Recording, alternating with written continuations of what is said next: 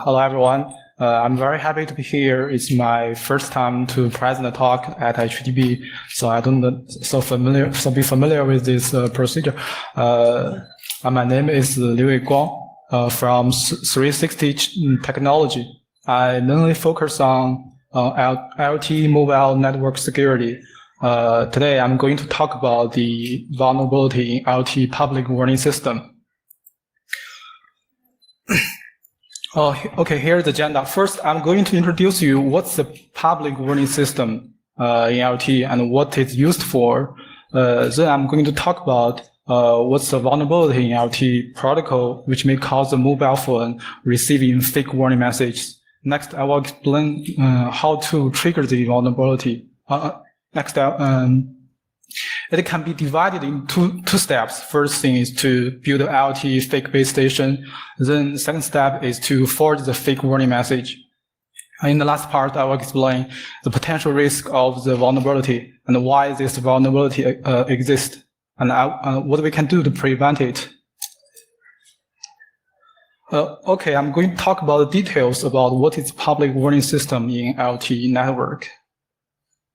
Public warning system is used to alert the public to such disasters, such as earthquake, tsunami, a nuclear war, or even zombie outbreak. Well, in other words, when you receive a public warning message on your mobile phone, it usually means that you may be in big trouble. You should find a safer place as soon as possible. There are 4 kinds of public warning system all over the world in LTE network. Because different countries may have different requirements on delivering the warning message. Thus the Mobile Network Standard Organization 3GPP provide different warning system for different countries. In Japan, it is ETWS, which is a earthquake and tsunami warning system. In USA, it is CMAS, which is Commercial Mobile Alert Service. Following the ETWS and CMS, the Korean Public Alert System KPS was standardized in Release 10, and the EU Alert in Release 11 for European countries. Though the public warning system all over the world are not the same, but they share the common procedure and the common architecture. Here is an example of American Public Warning System, CMAS. It's about a missile alert. However, the warning message is falsely issued by the network center. Let's see the details.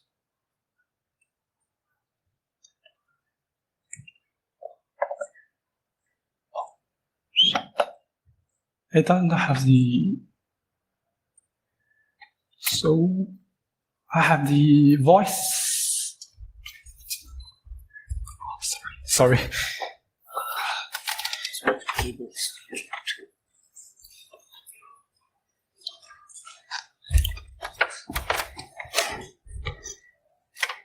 Yeah. Which one? This one. Okay. Thank you.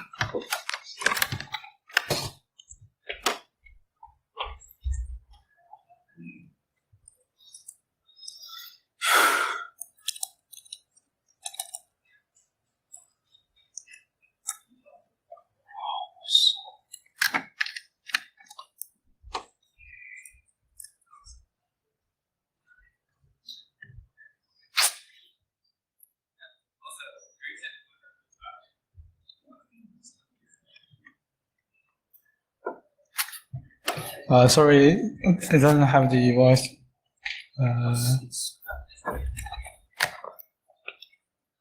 Is your one on mute? I don't know.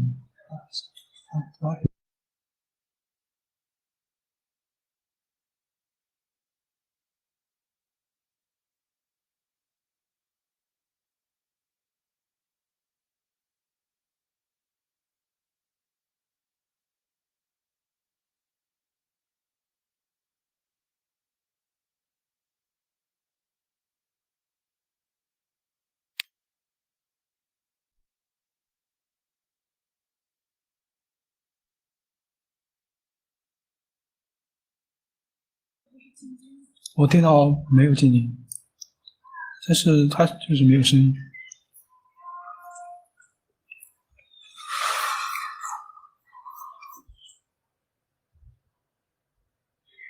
Increase the volume. Yeah. Just increase the volume. So maybe this is because Increase this. the volume here. Huh? On your laptop, increase the volume. Yeah, Your the Windows- value is Windows 100. audio. 100. Oh, it's 100. But maybe it is because this No, it's this transform. You used it just now. I will speak. Okay. Speak.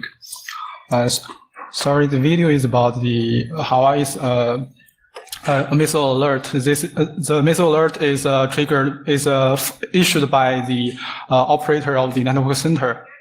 It is not issued by an attacker. It is just a mistake of the operator. But we may wonder: is it possible that the message can be forged by an attacker? The answer is yes. We found that some vulnerability in the LTE air interface may cause the mobile phone receiving the fake warning message. Let's learn about the basic architecture of the public warning system in LTE protocol. The CB and the CBC are responsible for producing the warning message. MME and ENB are responsible for delivering warning message due to the users. We can see that there are many interfaces now involved in the public warning system. Well, except the air interface, other parts are very hard to touch it. So we could do something over the air interface. LTE warning message transmitted from the LTE tower to the mobile phones are over the air.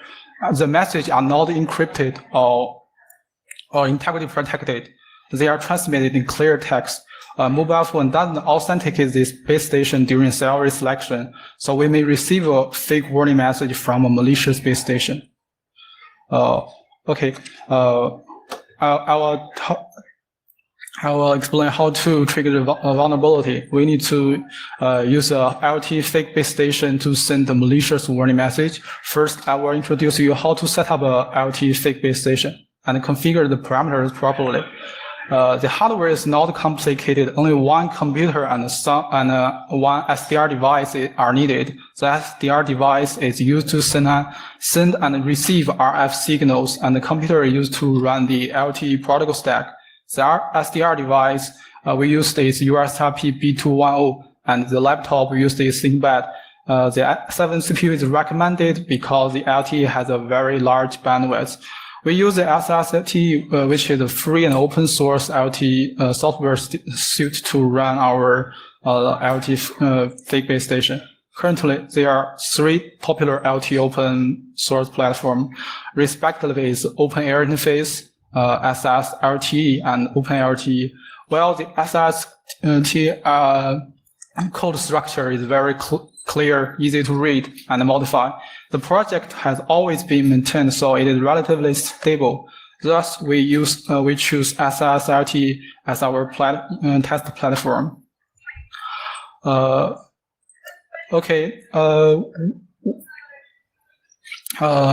We want our fake base station act more like a normal base station, so we should get some parameters from the real base station.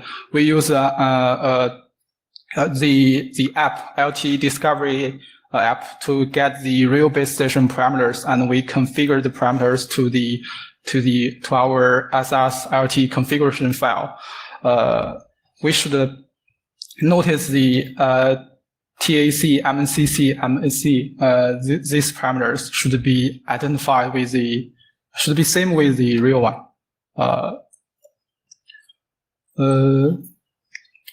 I will explain how to pull the mobile phone from the real one to our fake base station. It is based on a cell reselection mechanism. The cell reselection means that mobile phone can monitor the signal strength and signal quality of multiple base station in other mode. If the signal power is very high, the the mobile phone will attach to that fake base station. Okay. All the things we need to know have been done to set up a fake base station. Let's see how to forge a fake warning message. The fake warning message are carried by the system information block of LTE. There are 13 types of system information block. However, the ETWS, the Japan's public warning systems message is carried by the SIB10. This is the first level notification is carried by SIB10. The secondary notification is carried by the SIB11. While the other 3 public warning systems, the messages are all carried by the SIB12. Here I'm going to talk how to forward the ETWS message. The ETWS is the Japanese public warning systems message.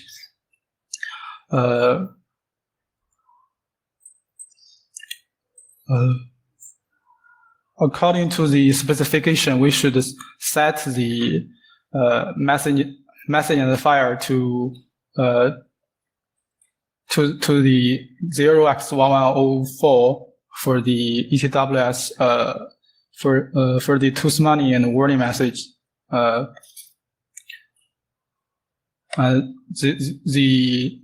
The figure above is the structure of the SIB10. It is a screenshot from the specification in 3GPP standard, and the figure below is the source code we added in the SSLT code, and the detail parameter we set.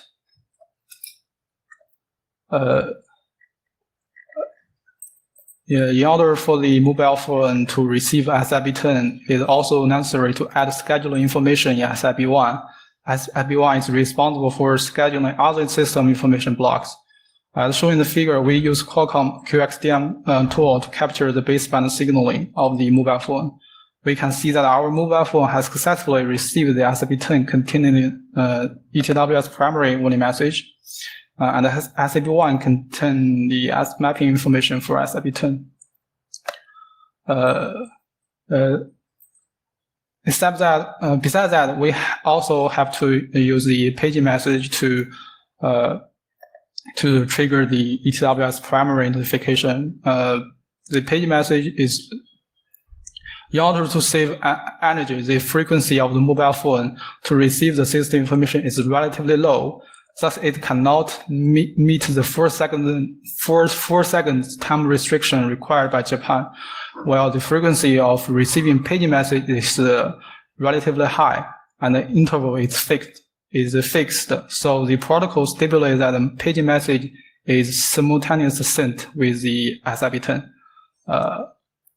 The figure is the source code we added to send the paging message with the PWS notification indication. Here is the demo of the primary notification. It is a warning. It is an earthquake warning because we don't have the voice. So I will explain to you what happened in it has the sound. It is a earthquake reminder. And very loud with an alarm. First, we start the fake base station, and the mobile phone will not immediately. At this time, the mobile phone will receive the warning message, and it will send out harsh alarm. And the ETWS primary notification cannot custom the content, so it is just the basic ETWS. It is preset in the mobile phones app.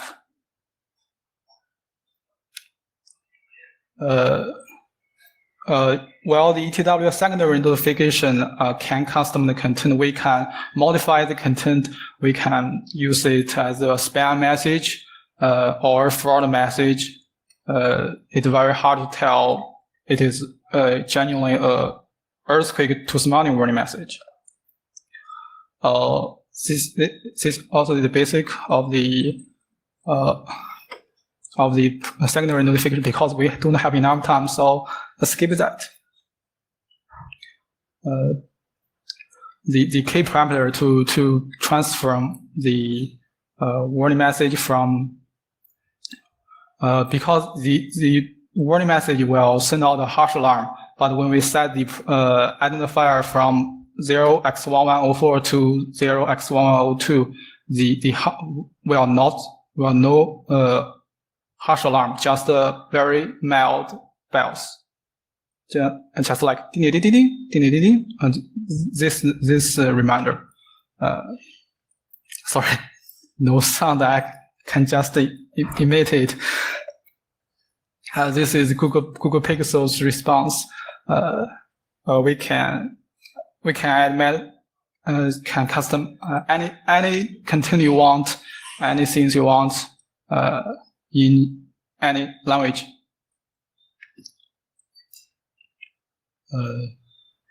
Okay, here's the example of the primary notification, the secondary notification.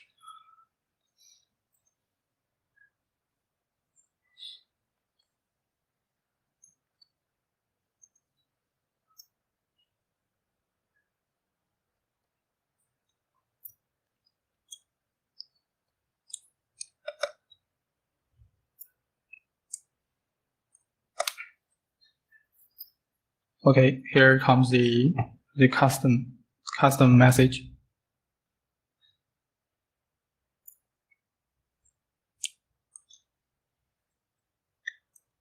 Well, all the things we have done before are based on the Google Pixel.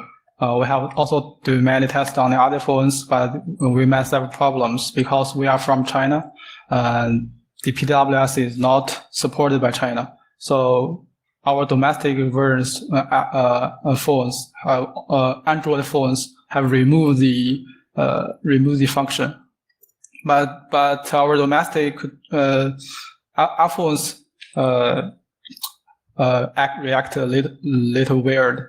Though we cannot trigger the iPhone's warning alarm in our domestic network, but we can set up a test PR network to trigger it. But I think if you are in a country that support PWS, we can also trigger the iPhone's alarm. This is a demo of iPhones. Here we also trigger it. This is the message we set is a CMS test.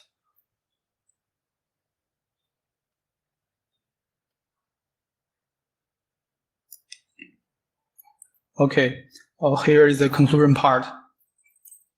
Let's see what risk can be caused by the false warning alarm. Imagine that if there is a foldable stadium full of people just like the picture, at this time a malicious LTE base station transmit the horrible warning message saying warning magnitude 10 earthquake is coming in 1 minute. As the warning message is a broadcast message, it can be received by all the people simultaneously. And a mobile phone supporting PWS would make alarm sound. This may cause a huge panic and even cause a stampede. Also, the abuse of warning message may cause the PWS paralyzed. When a real disaster comes, nobody takes it seriously, just like the cry wolf. Let's see what we can do to prevent the warning message. Technically, because the false warning message is issued by the fake base station, so we can add a authentication procedure whenever the mobile phone decides to camp on a new cell. Another way is to add a signature to the broadcast system information. the authentication procedure could consume a lot of power. So the signature way is better. Let's see the detail of the signature way. In this solution, networks need to have the private keys, and a mobile phone can obtain the corresponding public keys and verify their authenticity. The network can use this private key to append a digital signature to the PWS signaling message, and the UE can verify the authenticity of those messages. Okay, here's my talk. Okay, thank you. Thank you. Any questions? Yeah.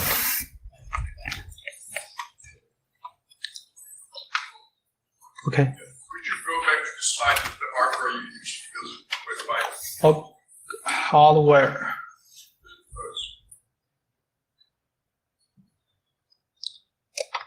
This one.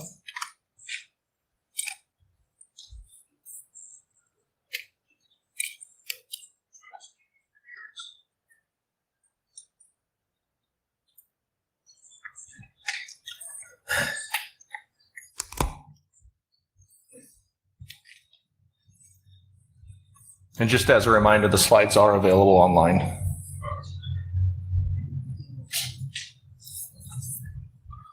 Any other questions? Okay, great. Thank you again. We'll take a few seconds here, get set up for our next speaker.